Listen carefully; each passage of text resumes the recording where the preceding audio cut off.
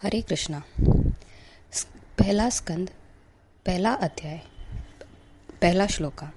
ओम नमो भगवते वासुदेवाय जन्मादियस्य यतो अन्वयत् इतरतश्चार्थेषु अभिज्ञस्वराट् तेने ब्रह्महृदय आदिकवये मूयन्ति यत् सूर्यः तेजो वारिमृदं यथा विनिमयो यत्र त्रिसर्गो मृषा धाम्ना स्वेन सदा निरस्तकुहकं सत्यं परम धीमहि। शब्दार्थ।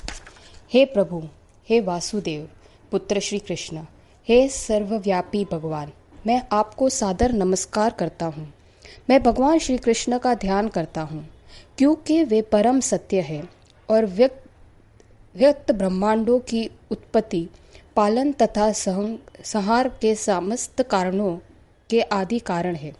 वे प्रत्यक्ष तथा अप्रत्यक्ष रूप से सारे जगत में अवगत रहते हैं और वे परम स्वतंत्र है क्योंकि उनसे परे अन्य कोई कारण है ही नहीं।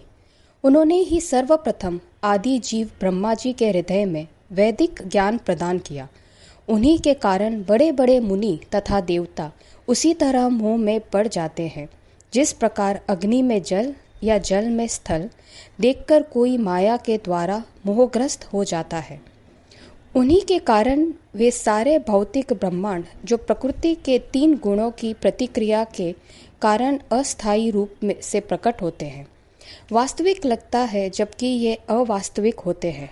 अतः मैं उन भगवान श्री कृष्ण का ध्यान करता हूँ जो भौतिक जगत के भ्रामक रूपों से सर्वथा मुक्त अपने दिव्य धाम में निरंतर वास करते हैं।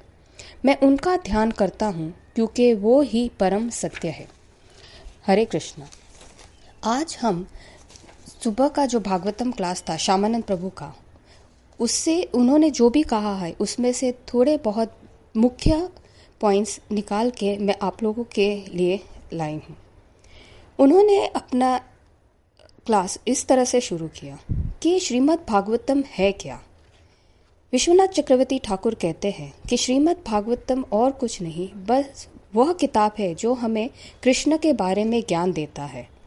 वही ज्ञान जब इस भौतिक जगत में आता है तो उस पे प्रहार होता है। किन चीज़ों का?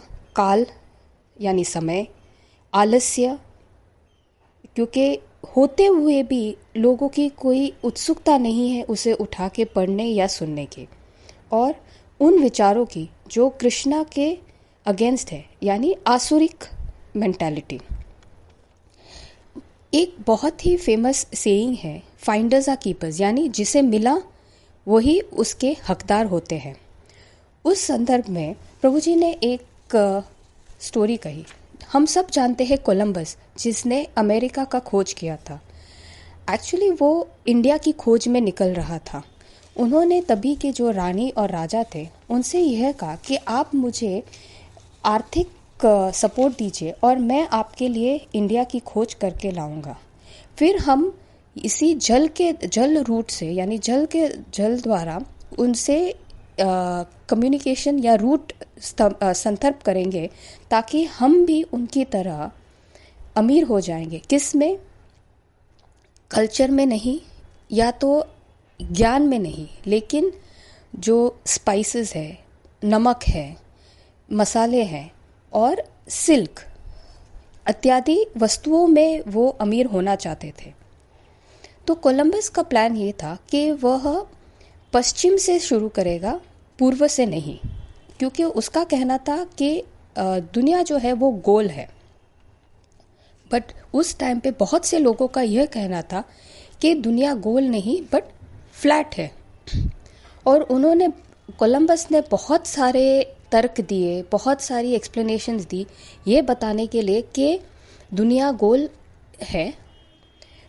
अगर उन लोगों के पास हमारे ऋषि मुनियों का जो ज्ञान है अगर वो होता तो इतने तर्क की ज़रूरत नहीं पड़ती। क्योंकि अगर हम देखेंगे तो हमारे वेदास में पहले ही कहा गया है, इन शब्दों का इस्तेमाल हुआ है, जैसे कि भूगोल और भूमंडला। भूगोल यानी गोल है भूमंडला यानी वह अंडे के आकार में है। यह नॉलेज सदियों से हमारे पास है और कृष्णा हमेशा उत्सुक रहते हैं कि ये जो ज्ञान है वो सबके पास आए, और इसीलिए और वो आते भी है हर तरीके से, हर रूप में यह ज्ञान को वितरित करने के लिए। बट ये भौतिक जगत वो है कैसा, एक मटके के जैसा जिसमें बहुत सारे छेद है, यानी वो ज्ञान आता है लेकिन मटके में रहता नहीं है, वो निकल जाता है। इसीलिए ये हमारी रिस्पॉन्सिबिलिटी है कि हम बार बार इसी मटके को भरते रहें। और सिर्फ हम नहीं, कृष्णा भी वही चाहते हैं, इसीलिए वह अनेक अवतार में आते हैं। कभी खुद भी आते हैं या कभी अपने बहुत ही खास पाषंदों को साथ में भेजते हैं। कहते हैं कि अवतार ही असंख्य यह, यानी भगवान श्री कृष्ण के असंख्य अवतार है। कोई पूछेगा कितने अवतार है, तो आप क्या जवाब देंगे? तो बोलिए कि पानी में जितनी लहरें हैं, अगर आप उन्हें गिन सकते हैं तो उतने ही भगवान के अवतार हैं। भौतिक जगत में कहा जाता है कि भौतिक जगत का क्या नियम है कि जो देखा उसी पे विश्वास किया जाए, पर भागवतम हमें क्या सिखाता है कि आप जो दिखता है वो वैसा नहीं होता, स्पेशली कलयुग में तो वैसा नहीं होता, इसलिए जो दिखता है उस पर विश्वास मत कीजिए। और इसी को हम देखेंगे तो पहले श्लोका में कहा गया है कुहकम, यानी मोहित है, ये सब मोहित करने वाला है। जैसे कि हमें जल में स्थल दिखता है, हमें जहाँ पे पानी है वहाँ पे हमें स्थल दिखता है, जहाँ पे आग है वहाँ पे हमें पानी दिखता है। भौतिक जगत में दो तरह के चेतनाएं हैं जो हमें भागवतम के एक कहानी से समझ में आता है। वो कौन सी है? हिरण्यकशिपु और प्रहलाद की। दोनों दो अलग अलग चेतनाओं को रिप्रेजेंट करते हैं, एक है आसुरिक और एक है दैविक। अगर ऊपरी स्थल से देखा जाए तो दोनों के कार्य एक ही थे, यज्ञ, दान, तप और क्रिया। बट उनके यह सब करने के कारण अलग थे। हिरण्यकश्यपु अगर यज्ञ, दान, तप करता था तो उसका कारण ये था कि उसे बहुत ही ज़्यादा और ही ज़्यादा ताकतवर होना था, उसे सब पे कंट्रोल करना था, उसे इतनी शक्ति चाहिए थी कि वह इस एंटायर क्रिएशन में उसे कोई हराने वाला ना हो। जबकि प्रहलाद महाराज जब यज्ञ, दान, तप करते थे वो केवल विष्णु को समर्पित था, वो केवल विष्णु को ध्यान में रख के करते थे और केवल उन्हीं को प्लीज करने के लिए करते थे। एक बार एक 5 बिजनेसमैन यानी साथ में आए थे, बहुत ही बड़े बिजनेसमैन थे। उन्होंने क्या सोचा कि चलो हम राम कथा करवाते हैं, और उन्होंने अपने जेब से थोड़ी इन्वेस्टमेंट किया और फिर उन्होंने राम कथा करवाई। जो भी लोग पहली दिन उस राम कथा को सुनने आए और जब भोजन करने बैठे तो उनको थाली, कटोरी, चम्मच वगैरह सब दिया गया था और कहा गया कि अब भोजन के बाद आप ये अपने साथ एज अ रिटर्न गिफ्ट लेके जा सकते हैं। लोग बड़े खुश हुए। दूसरे दिन जब वो राम कथा सुनने आए तो उनको बैठने के लिए फोल्डिंग चेयर दी गई और कहा अब ये आपकी हुई, कथा के बाद आप इसे लेके जाए। ऐसे करके वो रोज कुछ न कुछ इनको देते थे। अगर हम ऊपरी स्थल से अगर कोई इसे देखेगा तो वो कहेगा कि वाह क्या इंसान है, क्या इनकी वृत्ति है, कितना चैरिटी ये लोग कर रहे हैं। लेकिन अंदर की बात ये थी कि इन्होंने जितना पैसा लगाया था वो सिर्फ एक व्यवसायत्मिक इससे लगाया था कि जितना भी खर्चा पंडाल का था, इलेक्ट्रिसिटी का बोलिए, प्रसाद का बोलिए, ये सारे जो उन्होंने फोल्डिंग चेयर वगैरह जो भी चैरिटी में दिया वो सब किसी न किसी ने स्पॉन्सर किया था। आर्थिक इनिशियली उन्होंने आर्थिक कुछ लगाया था, लेकिन 5 दिन के राम कथा के बाद उन्हें बहुत ज़्यादा बिजनेस और इसी में बहुत ज़्यादा लाभ मिला। तो ऊपर से देखने पे हमें लगता है कि ये कितना दानवीर है, लेकिन जैसे कि कहा गया है कि इस भौतिक जगत में जो जैसा दिखता है वो वैसा होता नहीं है। श्रीला प्रभुपाद जब अमेरिका जा रहे थे तो लोगों ने उनसे पूछा कि आप अमेरिका क्यों जा रहे हैं, तो उन्होंने जवाब दिया कि मैं नहीं जा रहा, श्रीमद् भागवतम जा रहे हैं, मैं केवल उनके साथ जा रहा हूँ या केवल श्रीमद् भागवतम मुझे लेके जा रहे हैं। लोगों ने ये भी पूछा कि प्रभुपाद आप वेस्ट में क्यों जा रहे हैं, उन लोगों के पास जिनके पास यह कल्चर भी नहीं है, जो ये समझेंगे भी नहीं कि राम कौन है, कृष्णा कौन है। वहाँ जाने के बाद अमेरिका में लोगों ने उनको पूछा कि आप यहाँ मंदिर क्यों बनाना चाहते हैं, क्यों आप ये सब कथाएं आप यहाँ बताना चाहते हैं जो लोग इनको समझने भी नहीं वाले। तो हर बार हर एक इंसान को प्रभुपाद ने अलग अलग जवाब दिया। किसी को उन्होंने कहा कि मैं केवल एक दास हूँ, मेरे गुरु महाराज के इंस्ट्रक्शंस पर उन्होंने जो मुझे कहा है मैं सिर्फ उसका पालन कर रहा हूँ। कभी उन्होंने ये कहा कि मैं उन लोगों को सिर्फ एक छोटी सी चीज़ याद दिलाना चाहता हूँ जो वो भूल गए हैं, और वो क्या भूल गए हैं, जो उनका रिलेशन है भगवान के साथ। कभी उन्होंने ये कहा कि इन लोगों को कुछ ऐसा छोटा सा छाया है कि भगवान कौन है, बट मैं उनको बताने आया हूँ और उनको ये बिलीव कराने आया हूँ कि हाईएस्ट पावर यानी सबसे सर्वोत्तम कौन है। कभी उन्होंने ये कहा कि श्रीमद् यानी बहुत ही खूबसूरत, भागवतम यानी वो जो भगवान से हमें कनेक्ट करता है, यानी मैं यह चीज़ श्रीमद् भागवतम जो बहुत ही खूबसूरत है और हमें कैसे भगवान से जोड़े के रखेगा वो, क्योंकि उसमें इतनी सारी कथाएं हैं, कहानियां हैं उन लोगों की जिन्होंने उस सुपर पावर जो सर्वोत्तम पे विश्वास रखते थे। वो सब कथाओं के थ्रू हम भगवान के नज़दीक आएंगे और उनसे अपना कनेक्शन बनाए रखेंगे। भक्ति सिद्धांत सरस्वती ठाकुर का एक यूरोपियन डिसाइपल था और उसकी बड़ी इच्छा थी कि मुझे भगवान को देखना है, इसीलिए वो भारत देश में आया। सबसे पहले वो दुर्गा मंदिर गया, वहाँ पे दुर्गा देवी का रूप देख के वो भौचक्का हो गया।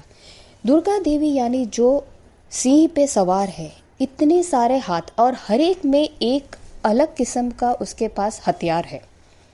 फिर वो आए शिव मंदिर और लोग चिल्लाते रहे बम बम भोले, बम बम भोले।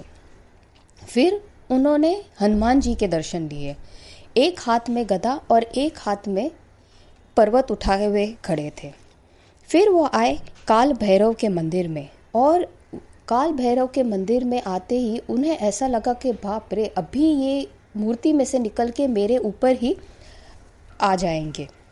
फिर फॉर्चुनेटली वो पहुँचे राधा कृष्णा मंदिर में और वहाँ से हिल नहीं पाए।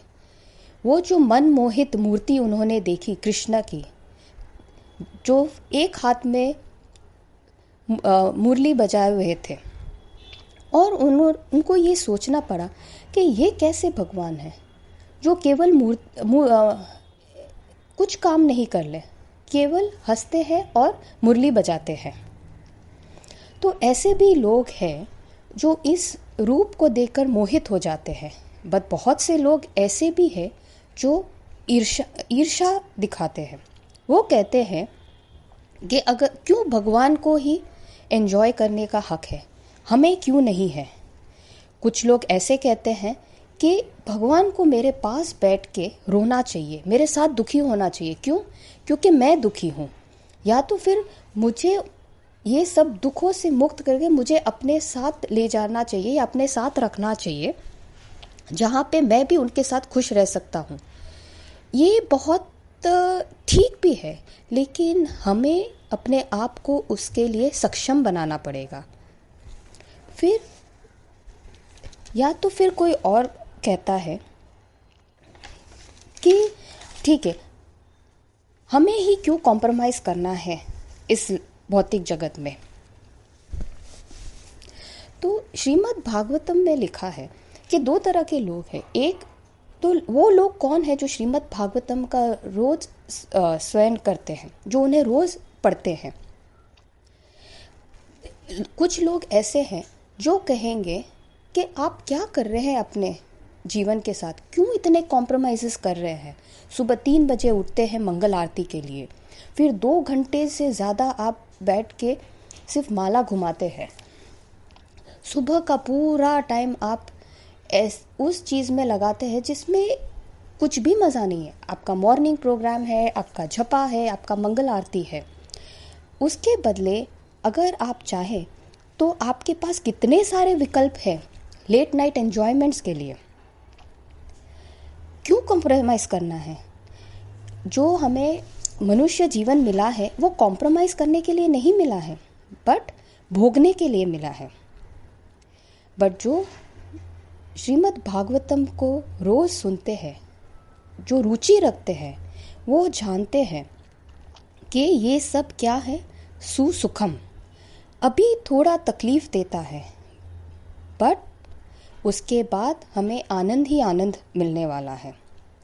तो कॉम्प्रोमाइज़ कौन कर रहा है? वो लोग जो भागवतम नहीं सुनते, या वो लोग जो भागवतम सुनते भी हैं और उस पर विश्वास भी रखते हैं, क्योंकि उन्हें मालूम है कि ये जो मनुष्य जीवन हमें मिला है वो बहुत ही रेयर है, लब्ध्वा सुदुर्लभम, और इसे हमें भोग और पीड़ा में झुलझ के नहीं रखना है।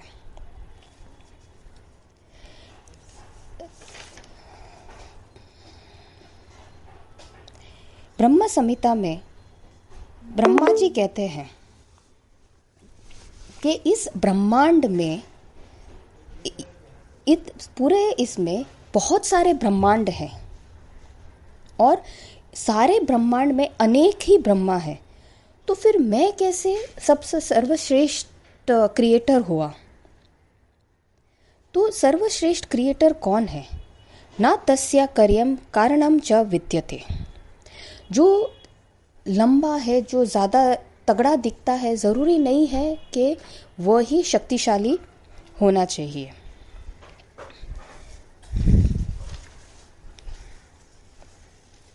जैसे कि बहुत सारे भगवान के सत्यावेश अवतार आके गए हैं। जब ज़रूरत थी तब भगवान बुद्धा बन के आए थे, और फिर उन्होंने जो अननेसेसरी किलिंग, यानी जो हत्या चल रही थी यज्ञ के नाम पे, सैक्रिफाइस के नाम पे, तो वो सब उन्होंने बंद कराया। बट उन्होंने अहिंसा को सबसे ज़्यादा महत्व दिया और उन्होंने वेदास को रिजेक्ट करने बोला। इसलिए फिर आए दूसरे शक्तवेश अवतार शंकराचार्य। उन्होंने बहुत सी चीज़ें वेदास में से ली और थोड़ा बहुत अपना डाला, क्योंकि उस टाइम की वो ज़रूरत थी, और उस हिसाब से उन्होंने ज्ञान दिया ताकि लोगों का विश्वास फिर से थोड़ा वेदास पे आ सके। और अंत में उन्होंने कहा भज गोविंद। फिर आए रामानुजाचार्य। वो इतने शक्तिशाली थे कि एक बार उनकी एक डिबेट हुई थी। 1000 वेदांत और 1000 ज्ञानी बैठे हुए थे और उन्होंने अकेले ही उन सबको हराया। कैसे? ऐसा लग रहा था जैसे उनके 1000 मुख थे और हर एक मुख से वो हर एक ज्ञानी को पर्सनली डिफीट कर रहे थे। फिर आए मध्वाचार्य। वो तो इतने स्ट्रॉन्ग थे और इतने अगेंस्ट थे मायावादी के। और फिर आए हमारे चैतन्य महाप्रभु। उन्होंने कहा कि आज के इस कलयुग में लोग इतना नहीं सोचेंगे, ना ही वो वेदास पढ़ेंगे, ना ही वो समझ पाएंगे, तो आप ये सब छोड़ दीजिए। और उन्होंने कहा केवल नाम नामी अभिनाथ, यानी भगवान के जो नाम है वो भगवान से भिन्न नहीं है। तो उन्होंने कहा कि केवल आप हरि नाम का जप कीजिए। भक्ति विनोद ठाकुर कहते हैं, उन्होंने अपने एक भजन में लिखा है कि सूरज उग के आया है पूर्व दिशा से और सर्वोत्तम द्विजय गौरंगा अब उठे हैं अपने सारे डिवोटीज को, उनके सारे जो इंटीमेट एसोसिएट्स थे उनके साथ हर जगह जहाँ जहाँ वो जा सकते हैं वो जा रहे हैं। और क्या कर रहे हैं? ढोल बजा रहे हैं, मृदंग बजा रहे हैं, करताल बजा रहे हैं और संकीर्तन कर रहे हैं। क्योंकि कलियुग में किसी को यह समझ में नहीं आने वाला है कि ग्रामर क्या है, तर्क क्या है, लॉजिक क्या है, ये वेदांत में क्या लिखा है, इसको हमें कैसे करना है। इसीलिए उन्होंने कहा केवल हरि नाम का जप कीजिए। अगर हम देखेंगे तो पहला अध्याय, उसमें पहले श्लोका और पहले चैप्टर के पहले भी प्रभुपाद ने चैतन्य महाप्रभु के जीवन शैली का वर्णन किया है। वो क्यों किया है? क्योंकि श्रीमद् भागवतम पढ़ते पढ़ते अगर हम कंफ्यूज हो जाए या पजल हो जाए या हमें लगे कि ये क्या चल रहा है, ऐसा भी होता है क्या, तो हमें कुछ नहीं करना है। उन पन्नों पे जाके महाप्रभु की जीवन शैली को पढ़ना है। क्यों? क्योंकि कहते हैं कि उनकी जीवन शैली श्रीमद् भागवतम ही है। अब हमारी रिस्पॉन्सिबिलिटी और ड्यूटी क्या है श्री प्रभुपाद के तरफ? वो है नित्यम भागवत सेवया। ये 12 स्कंदों का मूल्य महत्व क्या है? इन 12 स्कंदों का मूल्य और महत्व ये है कि जब हम 9 स्कंद पढ़ते हैं तब हमारा फोकस, एकाग्रता इतना होना चाहिए केवल 10वें स्कंद के लिए। क्योंकि 10वें दशनाम आश्रय तत्व, इन 9 स्कंदों के बाद जब हम आश्रय लेंगे तभी हमें यह विश्वास होना चाहिए कि हमें किसका आश्रय लेना है। जब हम 10वें स्कंद का आश्रय लेंगे तब हमें ये विश्वास हो जाना चाहिए कि अब इसके अलावा और कोई आश्रय नहीं है। इन सब चीज़ों को रख के अब हमें नित्यम भागवत सेवा करना चाहिए। हरे कृष्णा।